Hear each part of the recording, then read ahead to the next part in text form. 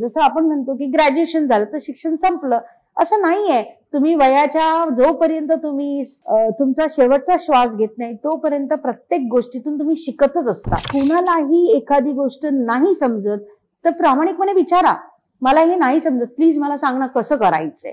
त्यात काही हार्म नाही ना. मला सगळं येतं हे चुकीच्या डायरेक्शन मध्ये घेऊन जातं. मला हे येत नाही, प्लीज मला समजव, हे राईट डायरेक्शन मध्ये घेऊन जातं. उद्योग करताना त्रास हा होतोच. फायनान्शियली प्रॉब्लेम होतात, मेंटली प्रॉब्लेम होतात. पण ज्या वेळेला तुम्ही ठरवता की बाबा मला हे अचीव्ह करायचंय तर त्यावेळेला तुम्हाला ह्या सगळ्या गोष्टींची तयारी ठेवायला पाहिजे की हे सगळं होणार आहे. You have to face that. पण तुम्हाला काहीतरी मोठं करायचं असेल तर तुम्हाला आधी स्वप्न तर बघावे लागतील. विशेष म्हणजे ह्याच्यामध्ये जे साफ करतात त्या महिला आहेत, ज्या पॅक करतात त्या महिला आहेत, मार्केटमध्ये विकायला जाणाऱ्या त्या महिला आहेत, दुकानांमध्ये प्रमोटर ज्या काम करतात त्या महिला आहेत, जे अकाउंटिंग बघतात त्या पण महिलाच आहेत. आणि आता पुढे मी विचार केलाय अक्रॉस इंडिया जे डिस्ट्रीब्युशन नेटवर्क पण मी देईल, आय विल प्रायोरिटाइज दॅट की मी ते महिलांना काम देईल. नमस्कार, मी हर्षद वैद्य, महाएमटीव्ही मध्ये कॅमेरामन साक्षात आणि आर्य सोबत तुमचं सगळ्यांचं स्वागत करतो. ऊर्जा निर्मिती क्षेत्र म्हटलं की आपल्याला सगळे भव्य प्लांट्स, त्याचे मोठमोठ्या इन्व्हेस्टमेंट्स, पण हे तितकंच महत्वाचं क्षेत्र आहे हे सुद्धा आपल्याला कळतं. याच ऊर्जा निर्मिती क्षेत्रामध्ये झिरो पासून सुरुवात करून एक कोट्यावधी रुपयांच्या व्यवसाय निर्मितीपर्यंतचं काम केलंय आरती कांबळे मॅडमनी. आज आपण त्यांच्याच संपूर्ण व्यवसायाबद्दल, त्यांच्या सगळ्या व्यावसायिक जर्नीबद्दल आपण जाणून घेणार आहोत. त्यांच्या मागे प्रेरणास्थान कोण होतं, त्यांना कोण कोण कसा कसा पाठिंबा दिला, त्यांच्या सगळ्या व्यवसायातल्या अनुभवांबद्दल आज आपण त्यांच्याकडनं जाणून घेणार आहोत. तर आपण मुलाखतीला सुरुवात करूया. मॅडम, सर्वप्रथम महाएमटीव्ही मध्ये आपलं मनपूर्वक स्वागत. थँक्यू. मॅडम, मला जाणून घ्यायला आवडेल की उद्योजिका व्हावं आणि त्यातूनही ऊर्जा निर्मिती क्षेत्रासारख्या एक क्षेत्रामध्ये उद्योग सुरू करणं, ही तुम्हाला कल्पना कधी आली आणि आपलं प्रेरणास्थान कोण होतं? खरं म्हणायला गेलं तर मी जेव्हा वयाच्या 15 वर्षी होती त्याच वेळेला मला व्यवसायामध्ये फार इंटरेस्ट होता. आणि माझ्यासाठी माझी प्रेरणा म्हटल्यावर माझ्या वडिलांकडून आली. माझ्यासाठी माझे मार्गदर्शक माझे वडीलच राहिले आणि त्यांनाच पाहून मी तेवढी कॉन्फिडेंट आणि म्हणजे मला व्यवसाय कसा केला पाहिजे हे मी बोध त्यांच्याकडूनच घेतले. ते करताना साहजिक आहे मी सुरुवात ऊर्जा ह्या बिझनेसमधून किंवा व्यवसायातून केली नाही. त्यावेळेला मी एक फॅशन डिझायनर म्हणून स्वतःचं व्यवसाय सुरू केला आणि त्याची जर्नी थोडीशी मी एक्सप्लेन करेन तुम्हाला. मी जेव्हा 12th मध्ये होते त्यावेळेला असंच कॉलेजमध्ये बसले आणि एक मुलगी स्केचिंग करत होती. तर त्यावेळेला मी तिला विचारलं, अगं तू काय हे करते? तर ती म्हणाली, मी फॅशन डिझायनिंगचा कोर्स करते आणि मी ह्याच्यामध्ये परस्यू करणार आहे. तर मला आर्ट हा विषय मनापासून आवडायचा. म्हणजे आय एम आर्टिस्ट असं म्हटलंच तरी चालेल. मला पेंटिंग करायला आवडतं. तर मी म्हटलं मलाही ह्याच्यामध्ये काहीतरी करायला आवडेल. तर त्यावेळेला माझ्या वडिलांना ते बोलायचं माझ्यामध्ये तर डेअरिंग नव्हती. कारण त्यांचं असं होतं की पहिलं ग्रॅज्युएशन कम्प्लीट कर. कारण पूर्वीच्या लोकांची मेंटॅलिटीच ती होती की बाबा पहिली डिग्री घ्या आणि त्याच्यानंतर जे करायचंय ते करा.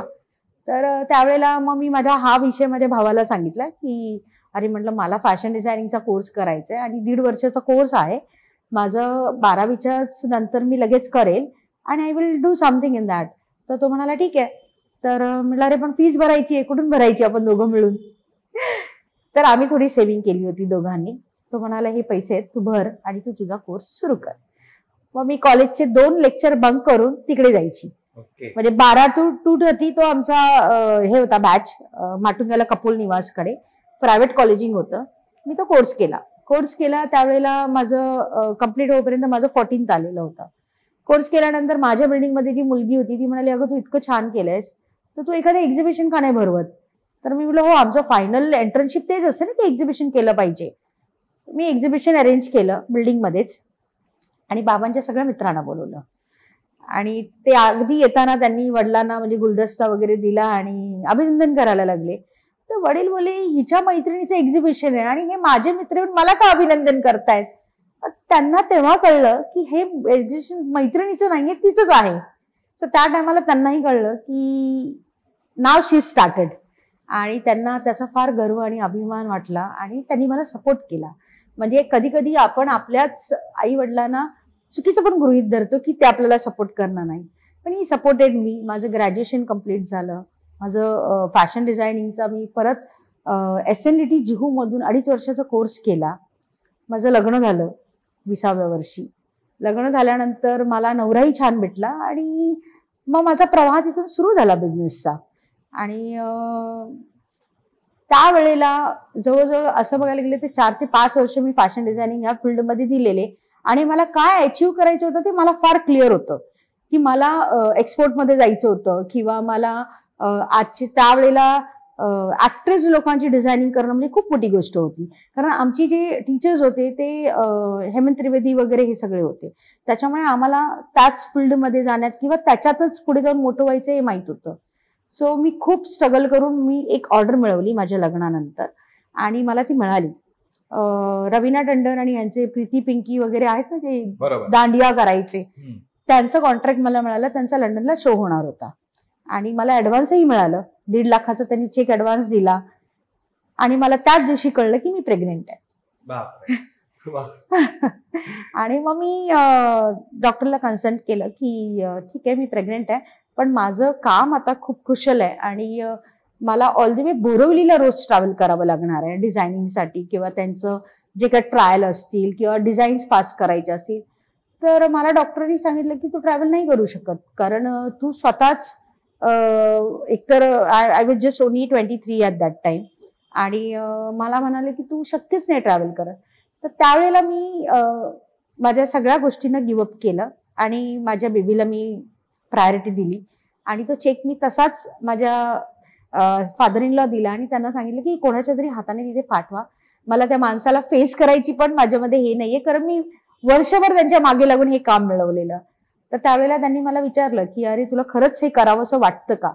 तर मी म्हटलं आता there is no other option म्हटलं आणि तसं करून मी तो चेक रिटर्न पाठवला. मला पहिली मुलगी झाली, लगेच 1.5 वर्षांनी दुसरी मुलगी झाली आणि मला रिअलाइज झालं की मी काय म्हणजे म्हणजे माझं जे अस्तित्व आहे मला असं वाटत होतं की मी थांबले आणि मला काम करून मला असं होतं की आपण जन्माला आलो तर आपल्याला असंच जायचं नाहीये.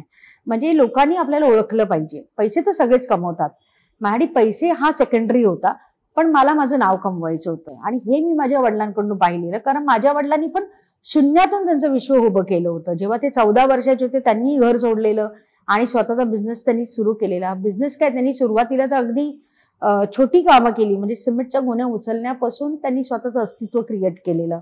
तर मला त्यांची जर्नी मी अगदी जवळून पाहिलेली. कारण ज्या वेळेला माझे वडील मी दुसरीत होते त्यावेळेला त्यांना त्यांची विजनरी होती. म्हणजे पनवेल सारख्या ठिकाणी जाऊन त्यांनी जागा विकत घेऊन तिकडे कन्स्ट्रक्शनची कामं सुरू करणं, ऑल द वे त्यावेळेला 1.5-2 तास ट्रॅव्हल करून जाणं आणि काम करणं, हे मी बरंच माझ्या वडिलांकडून पाहिलेलं आणि त्यांनी खूप स्ट्रगल केलेलं. म्हणजे मला आठवतं ते रात्रीचे फक्त 4 तासच झोपत असतील. म्हणजे ते रात्री 12-12:30ला घरी आले की अर्ली मॉर्निंग 4-5 o'clockला ते उठायचे आणि ते परत पनवेलला जा, तिकडचा बिझनेस बघा, मुंबईतला बिझनेस बघा. म्हणजे त्यांनी खूप स्ट्रगल करून आम्हाला खूप बेटर लाईफ दिलेली आमच्या लाईफमध्ये आणि मी त्यांना पाहतच मोठी झालेले. त्याच्यानंतर मग माझं फॅशन डिझायनिंग थांबलं. मग काय करायचं? सो कारण फॅशन डिझायनिंगला 24 hours you have to be on your toe. So after having a baby मला ते थोडं डिफिकल्ट होतं की कसं मी एवढा वेळ त्यांना देणार. मग मी फूड बिझनेस सुरू करायचा विचार केला. तर माझ्या नवऱ्याशी माझं डिस्कशन झालं. माझा नवरा म्हणाला की आपण काहीतरी, आणि आमचे फॅमिली बिझनेसेस होते आणि माझ्या नवऱ्याला पण काहीतरी वेगळं करायचं होतं. तर आम्ही दोघांनी मिळून एक छोटासा फूड बिझनेस सुरू केला, अक्षरशः 10 by 10च्या जागेतून. अशा जागेतून सुरू केला की त्या जागेमध्ये मेबी आम्ही कधी गेलोच नसेल अशा जागेतून सुरू केला आणि एक छोटीशी एजन्सी घेतली फूडची आणि आम्ही काम सुरू केला. त्यावेळेला मग माझं असं होत होतं ना की माझी तडजोड व्हायची की मुलांना पण बघायचंय आणि बिझनेस पण सांभाळायचंय. पण मला स्वतःला खूप लकी मानेन की माझं माहेर आणि सासर हे दोन्ही छान भेटलं मला. म्हणजे त्यांच्या सपोर्ट शिवाय आज मी इथे नसतेच, टू बी व्हेरी ऑनेस्टली. माझी मेहनत आहे, माझ्या नवऱ्याची मेहनत आहे, पण माझ्या फॅमिलीचा सपोर्ट होता म्हणूनच मी इथपर्यंत पोहोचू शकले. आणि आज या चॅनलच्या द्वारे खरं तर मी त्यांचे आभार मानेन की ते माझ्या पाठी एवढे स्ट्रॉंगली उभे राहिले. माझ्या मुलांकडे त्यांनी लक्ष दिलं. म्हणजे मला अजूनही माझ्या आजी सासूंचे शब्द माझ्या कानात आहेत की आरती तू बाहेर काम कर, मी तुझ्या दोन्ही मुलींना सांभाळेन, तू टेन्शन घेऊ नको. म्हणजे हा माझा बॅकबोन होता. माझी सासू म्हणजे खरंच माझे सासरे they have supported me a lot, म्हणून मी इथपर्यंत येऊ शकले. म्हणजे माझ्या वडिलांची प्रेरणा घेऊन मी इथपर्यंत आले, पण शेवटी माझ्या नवऱ्यानेही मला सपोर्ट केला म्हणून मी आज इथपर्यंत आले. असं करत करत माझा प्रवास सुरू झाला. ते करता करता फूड बिझनेस केला. फूड बिझनेसमध्ये पण खूप स्ट्रगल केलं आम्ही. असं नाही आहे की आम्हाला रेडी बिझनेस काहीतरी मिळाला. कॉम्पिटिशन तर खूप असतं, पण त्याच्यावरती मात करत करत आमचा फूड बिझनेस पण आम्ही 12-13 वर्षामध्ये बऱ्याच मोठ्या लेवलला घेऊन गेलो. म्हणजे आज तुम्ही इंडियामधले कुठलेही मॉडर्न ट्रेड जर म्हणाल, जसं रिलायन्स आहे, स्टार बाजार आहे, डी मार्ट आहे, तुमचे ऑफलाईन ऑनलाईन जेवढे झोमॅटो व्हॉट एव्हर, म्हणजे you just name it and we are vendor with them. म्हणजे 2006ला मॉडर्न ट्रेड सेट होत होतं इंडियामध्ये. Since that time we are associate with them, आणि आजपर्यंत आम्ही त्यांच्यासोबत पॅन इंडिया काम करतो. तर म्हणजे अगदी आम्ही 15,000ने तो बिझनेस सुरू केलेला. आज आम्ही खूप वेगळ्या लेवलला ते काम करतो. आणि ते करता करता आम्ही 2008 मध्ये मलेशियाला गेलो होतो फूड फेस्टिवल अटेंड करायला. That was a first international trip मी आणि माझ्या मिस्टरांनी केली.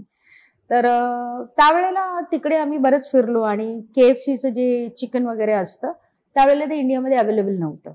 सो आमच्या डोक्यामध्ये असा प्लॅन आला की का नाही आपण ते चिकन पॅन इंडियामध्ये आणावं आणि डिस्ट्रीब्यूट करून आपण एक मार्केटिंग सेटअप करून, कारण आमचं ऑलरेडी मार्केटिंग स्ट्रॉंग होतं, तर आपण ते केलं पाहिजे. म्हणून आम्ही त्याच्यावरती काम करायला सुरुवात केली. आता बेसिकली ते चिकन ज्या वेळेला तिथून इथे आणायचं असतं त्यावेळेला तुम्हाला काही लायसन्सेस घ्यावे लागतात, आणि ते लायसन्सेस तुम्हाला दिल्लीमधून मिळतात. ते घेण्यासाठी ज्या वेळेला आम्ही तिकडे गेलो तर आमच्या बऱ्याच लोकांशी चर्चा झाल्या, मीटिंग झाल्या, आम्हाला लायसनही मिळालं. वी प्लॅन्ड एव्हरीथिंग की आपण तिकडे आणूया करूया, सगळं काय झालं, एव्हरीथिंग वेंट व्हेरी वेल. पण त्यावेळेला असा एक विषय झाला तिकडे, म्हणजे म्हणतात ना की कोणीतरी काही सांगत असतं त्यावेळेला त्याला फार बारकाईने ऐकायचं असतं. त्याच्यामध्येच कुठेतरी अपॉर्च्युनिटीज लपलेल्या असतात ज्या तुम्हाला ग्रॅब करायच्या असतात. म्हणजे कोणाशी चर्चा करताना तुमचे कान डोळे, आपले जे पूर्वज किंवा जी लोक सांगायची की ऐकावं, खरंच ऐकावं. त्यावेळेला आम्हाला कोणाच्या तरी बोलता बोलता ह्याच्यामध्ये हे निघालं की तुमचं जर मार्केटिंग एवढं छान आहे तर तुम्ही त्यावेळेला फक्त हिमालयनचं पाणी होतं, राईट, वॉटर बॉटलमध्ये, ज्याच्यामध्ये ऑक्सिजन सगळ्यात जास्त असतं असं प्रमोट करतात. तर आम्हाला त्यांनी सांगितलं की तुम्ही नॅचरल वॉटर बॉटलमध्ये का नाही येत विथ युअर ओन ब्रँड. त्याच्यामुळे तुम्ही तुमचं मार्केटिंगचं जे आहे ती स्ट्रॅटेजी तुम्ही इथे पूर्ण वापरू शकता. आम्ही म्हटलं ठीक आहे, we can think over it.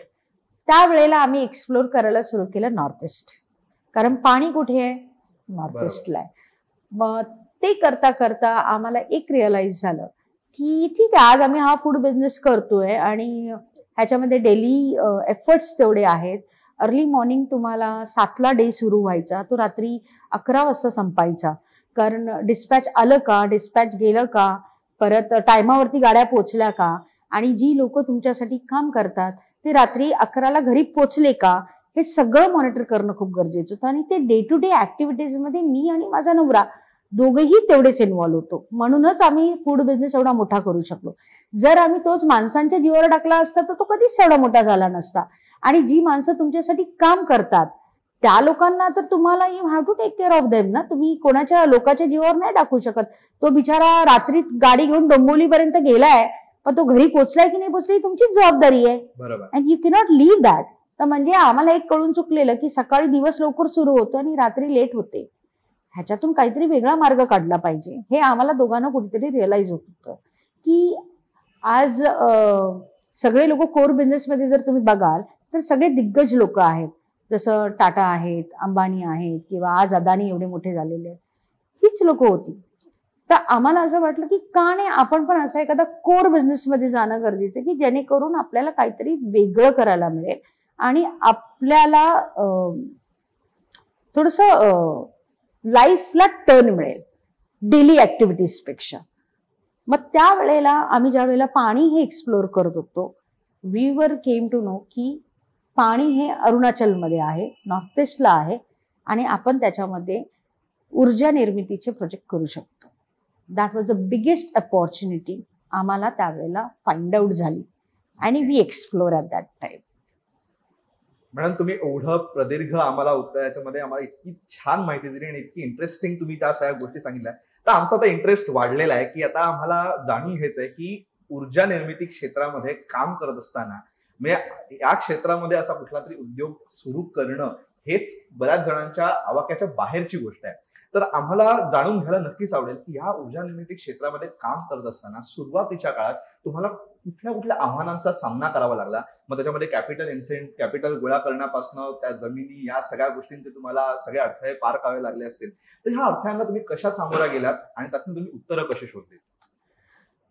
Sir, ज्या वेळेला म्हणजे आम्ही हे सुरू केलं पॉवर प्रोजेक्ट, त्यावेळेला लोकांनी असं म्हणजे हेही म्हटलं की अरे तो पॉवर प्रोजेक्ट 100 करोडचा असतो, तुझ्या खिशामध्ये 1 करोड तरी आहेत का? असे प्रश्न आमच्या मित्रांनी आम्हाला विचारले. तर आम्ही म्हटलं नाही आहेत, त्यात काय एवढा मोठा विषय नाही, पण नाही आहेत, पण करू काहीतरी. ही आमची जिद्द होती किंवा आम्हाला मोठं बनायची भूक होती. म्हणून we both were supporting to each other. जेवढं म्हणजे हे करताना आम्ही म्हणजे 2013 मध्ये हा आमचा प्रवास तिथे सुरू झाला. 2013 मध्ये ज्या वेळेला हा प्रवास आमचा सुरू झाला त्यावेळेला आम्ही खूप छोटे होतो, म्हणजे बिझनेसमध्ये आम्ही एवढे दिग्गज पण नव्हतो आणि तेवढे पैसेही नव्हते. घरातल्यांकडे पैसे असतील पण ते कशासाठी होते? एक घर, एक दुकान आणि एक गाडी, एवढ्या पुरतीचे पैसे होते. ते एवढे करोडोचे प्रोजेक्ट करण्यासाठी आमच्याकडे एवढे पैसे नव्हते. पण आमची स्वप्न मोठी होती. आम्हाला स्वप्न मोठी पाहायची आवड होती आणि ती स्वप्न पूर्ण करायची आमची तयारी होती. सो मी आणि माझ्या नवऱ्याने त्याच्यासाठी खूप स्ट्रगल केलं. म्हणजे मी तुम्हाला एक छोटासा अनुभव सांगेन त्याच्यामध्ये की त्यावेळेला तिकडचे मुख्यमंत्री होते दोरजी कांडू आणि we were struggling a lot की ते प्रोजेक्ट आपल्याला मिळाले पाहिजेत. आम्ही प्रत्येक वेळेला तिकडे जायचो आणि व्हिजिट करायचो की सर आम्ही हे ॲप्लिकेशन केलंय, आम्हाला हवेत, आम्हाला पुढे जायचंय. तर त्यावेळेला 2 वर्षानंतर म्हणजे बघा, एक कुठलीही गोष्ट अचीव्ह करताना आपण कोणाशी तरी कम्युनिकेट करत असतो. कम्युनिकेट करताना आपला त्याच्याशी एक रॅपो झालेला असतो, बरोबर. 2 वर्षानंतर तो CM जे होते त्यांचा चॉपर पडला आणि ते वारले. 4 दिवस तिकडचे गव्हर्नमेंटच त्यांना शोधत होते की त्यांचा चॉपर कुठे गेला. विचार करा, ते 4 डेज आमच्यासाठी केवढे स्ट्रेसफुल असतील. तरी काय झालं त्यांच्या बरोबर, कारण आम्ही त्यांना पुटअप केलं होतं आणि सगळं काही गोष्टी त्यांच्या हातात होत्या. म्हणजे अक्षरशः इकडची जी लोक होती मुंबईतली, त्यांनी तर सरळ म्हटलं की आरती एंटरप्राइजेस कंपनी को अभी चोकडी मार दो, अभी खत्म हो गया चॅप्टर. बट ऑब्वियस आहे ना, कारण ज्याच्याशी मी कम्युनिकेट करत होती तोच गेला. म्हणजे मला नव्याने सुरुवात करा. जो कोण नवीन CM येईल तेवढाच त्याच्याशी माझा रॅपो तेवढा असला पाहिजे, माझं सगळं काही घडलं पाहिजे, परत मला त्याला समजवणं तेवढं गरजेचं आहे. सगळ्या गोष्टी होत्या. पण आमचं नशीब एवढं छान होतं की आमचाच मित्र पुढच्या 1 वर्षानंतर मुख्यमंत्री झाला. सो मला जर आठवतं ना, तर शाहरुख खानचा एक पिक्चर आहे की तुम्ही जे स्वप्न पाहता ती पूर्ण कायनात तुम्हाला मदत करायला उभी राहते. आणि आमच्यासोबत तेच झालं की आम्ही जे ड्रीम केलं होतं त्याला हे पूर्ण युनिवर्स सपोर्ट करत होतं आणि आमचाच मित्र मुख्यमंत्री झाला. मुख्यमंत्री झाल्यावर आम्ही त्याला भेटायला गेलो. भेटायला गेल्यानंतर त्यांनी सांगितलं की आरती अभी आप चले जाओ, मैं आपको फोन करूंगा. मला असं वाटलं की झाला आता हा मुख्यमंत्री, आता हा आम्हाला विसरणार आणि हा काय फोन करणार नाही. तू बिलीव्ह नाही करणार, 8 महिन्यानंतर त्यांचा फोन आला आणि त्यांनी सांगितलं का हो. म्हटलं की मी मुंबईत आहे, कितने टाइम में दिल्ली पहुंच सकते हो. म्हटलं अभी का नेक्स्ट फ्लाइट पकड़ के आ जाती हूँ. चले ठीक आहे. आम्ही दिल्लीत पोचलो. पोचता पोचता संध्याकाळ झाली होती आणि संध्याकाळी मग कोणाला फोन करून डिस्टर्ब करणं it's not ethically, it is not right.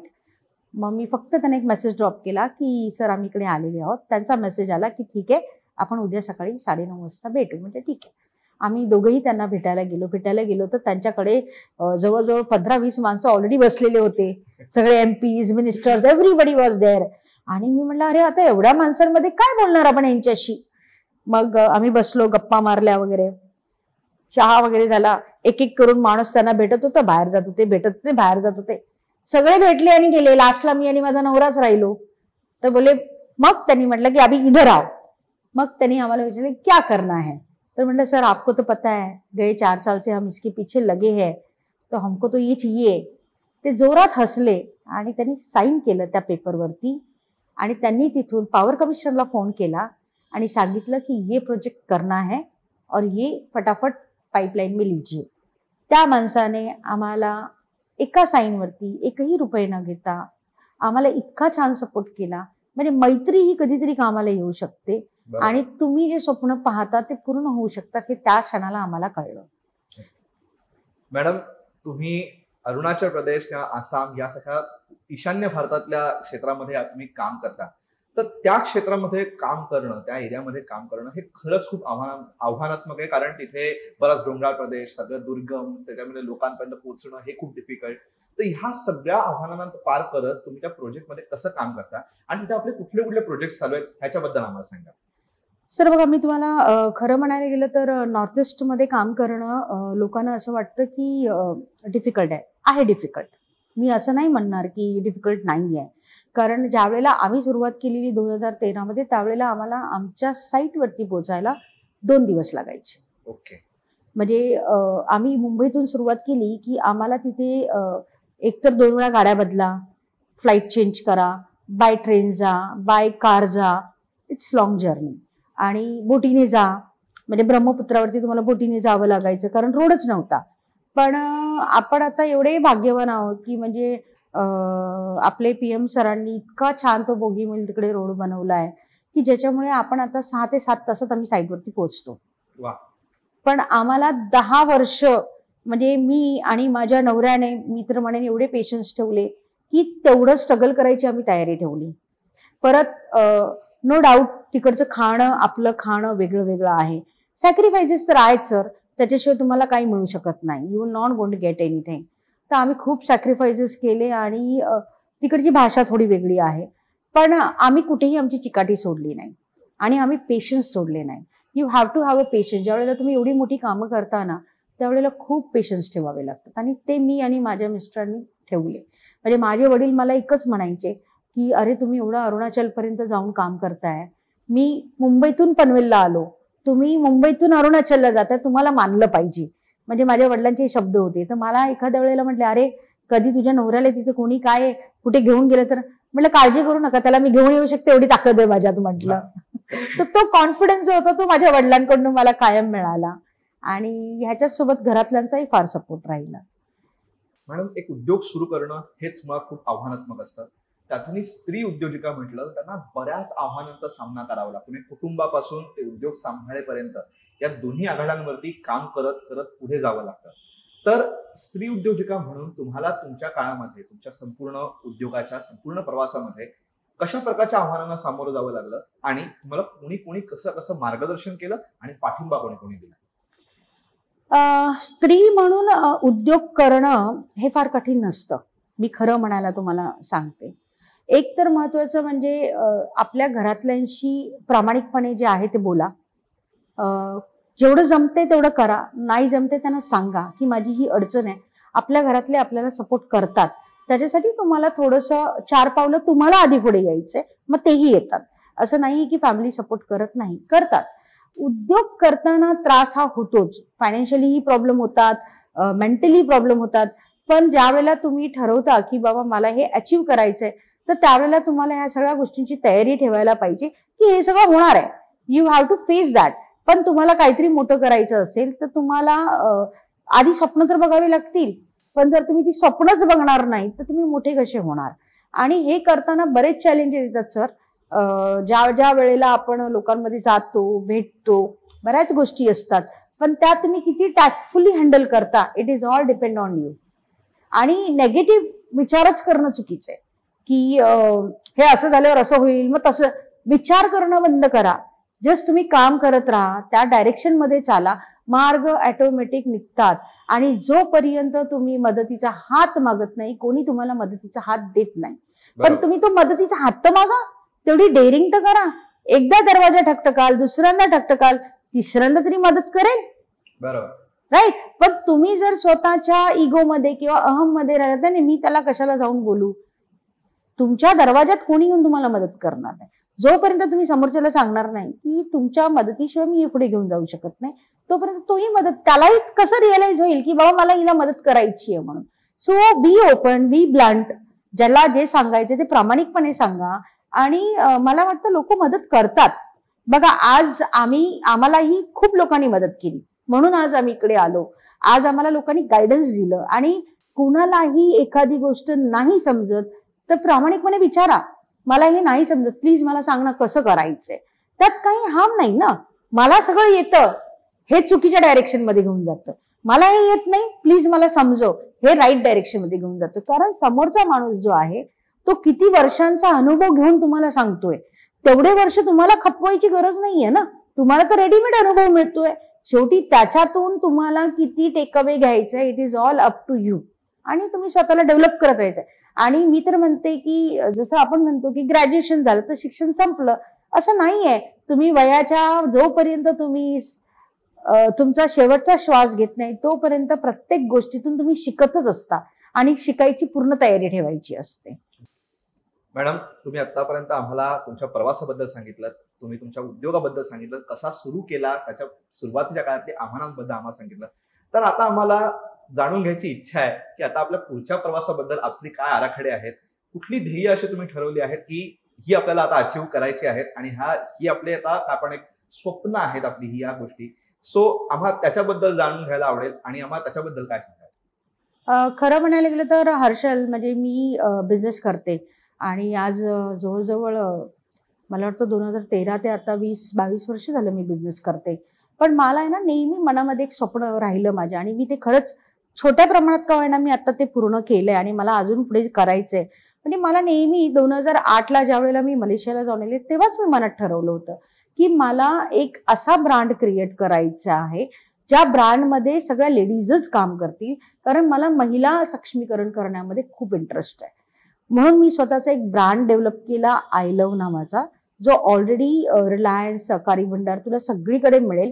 त्याच्यामध्ये सगळ्या प्रकारचे कडधान्य, ड्रायफ्रूट, स्पायसेस, घी, खरवस, नूडल्स तुला सगळं मिळेल. पण विशेष म्हणजे ह्याच्यामध्ये जे साफ करतात त्या महिला आहेत, ज्या पॅक करतात त्या महिला आहेत, मार्केटमध्ये विकायला जाणाऱ्या त्या महिला आहेत, दुकानांमध्ये प्रमोटर ज्या काम करतात त्या महिला आहेत, जे अकाउंटिंग बघतात त्या पण महिलाच आहेत. आणि आता पुढे मी विचार केलाय अक्रॉस इंडिया जे डिस्ट्रीब्युशन नेटवर्क पण मी देईल, आय विल प्रायोरिटाइज दॅट्स की मी ते महिलांना काम देईल. कारण मला असं वाटतं की एक महिला, जसं घरातली एक महिला शिकली की घर शिकलं असं म्हण आहे, तसंच मला असं वाटतं की जर एक महिला सक्षमीकरण झालं तर त्या पूर्ण घराचा उद्धार होतो, हे मला असं वाटतं. आणि मला त्या डायरेक्शन मध्ये आता काम करायची खूप मोठी इच्छा आहे. आणि म्हणजे लोकांना, ज्या महिला असतील त्यांना गाईड करणं किंवा त्यांचे काही प्रॉब्लेम्स आहेत, काही अडचणी आहेत. म्हणजे मी बिझनेसमध्ये मोठी अजून चाललेली नाही, मी छोटीच आहे. मला माहितीये की ते होणार आहे, कारण त्या पाथवरती मी चाललेले आहे. पण त्याच्यासोबत मला असं वाटतं की नाव आय एम 45 क्रॉस, समाजाकडे पण तर माझं काही ऋण आहे ना, मला कोणासाठी तरी काहीतरी केलं पाहिजे ना. तर ते मला असं वाटतं की मला महिला आहेत किंवा यंगस्टर्स आहेत त्यांना काही गायडन्स करावं असं वाटलं तर शुअरली मी करीन. आणि माझ्याच्याने जेवढं होईल तेवढं मी थोडं समाजकारण कल्याण करायचा पण विचार करेन. जसं आम्ही अरुणाचलमध्ये तिकडे बायकांना बरंच काम देतोय, तिकडे मुलांना आम्ही शिक्षण उपलब्ध करून देतोय, त्यांना वह्या, पुस्तकं, त्यांना एज्युकेट करायचं आम्ही काम करतोय. प्लस आम्ही आता तिथे हॉस्पिटल बांधायचं काम सुरू करतोय. तर तसं मी तिथे काहीतरी चांगलं काम करते, तसं मला आपल्या महाराष्ट्रामध्ये पण करायचं. आणि डेफिनेटली मी जशी फॅक्टरी सेटअप केली आणि महिलांना काम दिलं, तसंच अजून मला काही क्षेत्रामध्ये त्यांच्यासाठी करता आलं तर मी नक्कीच करीन. मॅडम, तुम्ही आम्हाला तुमच्या एवढ्या इंटरेस्टिंग जर्नी बद्दल सांगितलं आणि खरंच खूप प्रेरणादायी प्रवासाबद्दल सांगितलं. याच्याबद्दल आम्हाला तुम्ही अनुभव शेअर केले. तुम्ही कसा एक शून्यातून आज एवढ्या मोठ्या स्टेजला तुम्ही पोहोचतात, हे अनुभव तुम्ही आमच्याबद्दल शेअर केलेत आणि आपल्या व्यस्त वेळापत्रकातून आमच्याशी बोलण्यासाठी वेळ काढला, याबद्दल महा MTV कडनं आपले मनपूर्वक आभार. हर्षल, तुम्ही मला इथे इन्व्हाइट केलं आणि मला ऐकून घेतलं त्याच्याबद्दल मी सुद्धा तुमचे आभार मानते. आणि खरंच म्हणजे तुमच्या सगळ्यांशी बोलल्यानंतरही कळतं की आपलं तरुण भारत किती छान काम करतंय. आणि खरंच मला अभिमान आणि गर्व आहे की मी इकडे येऊन तुमच्यासोबत थोडा वेळ माझा स्पेंड केला. मला छान वाटतंय. Thank you very much. या होत्या आरती कांबळे मॅडम. त्यांनी त्यांच्या प्रेरणादायी प्रवासाबद्दल, आज शून्यातून सुरुवात करत कोट्यावधींच्या व्यवसायामध्ये त्यांनी आज किती प्रगतीची शिखरं गाठली आहेत याच्याबद्दल आपल्याला सविस्तर माहिती दिली. आणि त्याच्याबद्दलचे अनुभव आपल्यासोबत शेअर केले. ही मुलाखत तुम्हाला कशी वाटली हे आम्हाला कमेंट बॉक्समध्ये नक्की सांगा व असेच माहितीपूर्ण व्हिडिओज बघण्यासाठी महा MTVच्या YouTube चॅनलला सबस्क्राईब करा व फेसबुक पेजला लाईक करायला विसरू नका. धन्यवाद.